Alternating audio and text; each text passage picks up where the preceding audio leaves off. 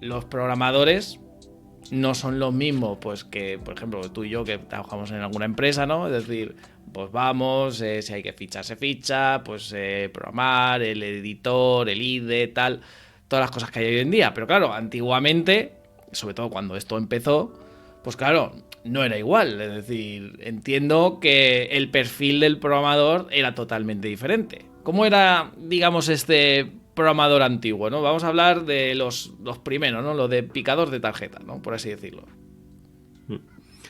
Bueno, pues realmente la gente que se dedicaba a tarjetas como tal, creo que ninguno llegó a tener la categoría de programador, o por lo menos de informático o científico de la computación, que era como se llamaba antes la carrera. Creo que las tarjetas dejaron un poco de utilizarse en los 60 y claro, en los 60 surgieron las carreras de informática. Entonces estaban ahí casi como que los primeros informáticos surgieron cuando ya no había tarjeta. Claro, o sea, digamos que eso eran más. O sea, los de tarjetas eran como, yo qué sé, pues como antiguamente albañiles, ¿no? Digamos, o sea, eran más de. Más duro, más físico, entiendo, ¿no? No sé. Eran matemáticos, Más, sí. físicos. Sí, era más algo más elitista, vamos a decir. Bueno, elitista, ¿no? ¿Qué quiero decir? Algo más alto nivel, ¿no? Y luego entiendo que, claro, ya empezaron, pues, por ejemplo, en los años 60, ¿no? Como tú dices, claro, fue cambiando la cosa. Es decir, aún también entiendo que también necesitaba alguien que programara. Claro, no había un foro de decir, oye, ¿esto cómo se hace en C? No, eso no existía. Es decir, era gente, además, tenía que tener muchas matemáticas aún por esa época, entiendo. Mm. Bueno, de hecho, como la informática al principio era solo Sí, para hacer cálculos matemáticos, exacto. era la herramienta para las doctrinas de matemáticas, ciencias, bueno, física aplicada. Los primeros cálculos de John von Neumann, por ejemplo, que era físico y matemático, fueron para el proyecto Manhattan de medir a ver cómo los átomos afectaban a la radiación de los materiales que cuando se expandía la explosión de una bomba atómica. Mm, Mira. Claro, claro, eso al final era matemática pura y dura, que ahora haces una web o haces una landing page, pero claro, antiguamente no se usaba para eso, era para, digamos, otros fines, ¿no? En esa época, ¿no? Digamos. Mucho Cuando... después, o sea, los primeros programas que se hicieron para tratamiento de líneas de, o sea, texto como tal, vino bastante después, sobre los años 60, finales de los 50, principios de los 60, fue cuando empezaron ya a pensar en la computación como hacer otras cosas basadas en texto y simbólico en lugar de solo matemática. O sea, ya fueron empezando a meter otros elementos, ¿no? Por ejemplo, o sea, ahí se puede decir que ya empezaron a meter cadenas, ¿no? Porque no sé si antiguamente se metían cadenas, era todo números, ¿no?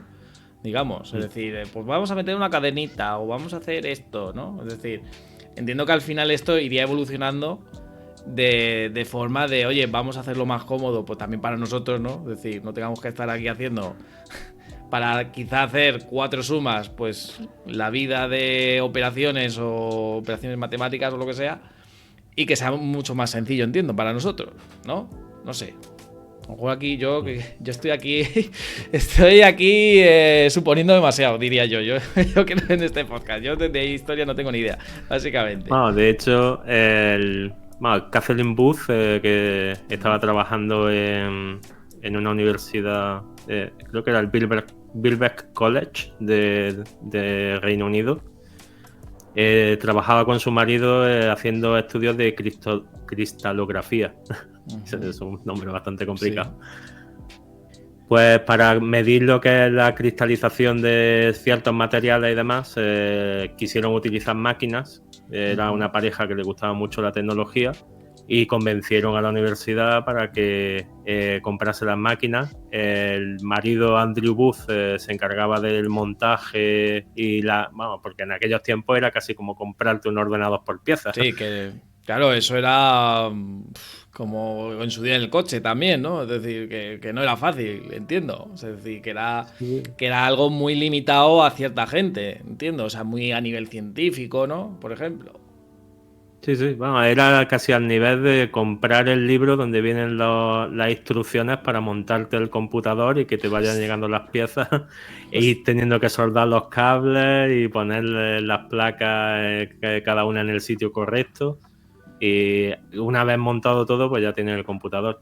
Y Kathleen, pues le gustaba más la parte de software y fue la que creó el primer lenguaje ensamblador. Curiosamente, Yeah. cuando empezó a hacer los cálculos matemáticos y vio que a trabajar en código máquina directamente era muy tedioso, pues se le ocurrió la forma de hacerlo con mnemotécnicos, bueno, basado en las matemáticas, ¿no? Era un lenguaje ensamblador muy primitivo, pero que le facilitaba bastante la tarea en comparación con tener que utilizar directamente 0 y 1 y diagramas de cable y demás como estaban los demás en esa época.